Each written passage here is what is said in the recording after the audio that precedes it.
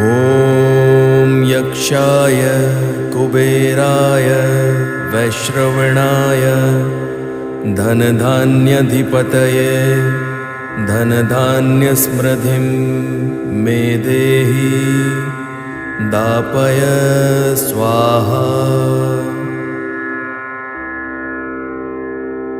ॐ यक्षाय कुबेराय वैश्रवणाय धनधान्याधिपतये धनधान्यसमृद्धिं मे देहि दापय स्वाहा।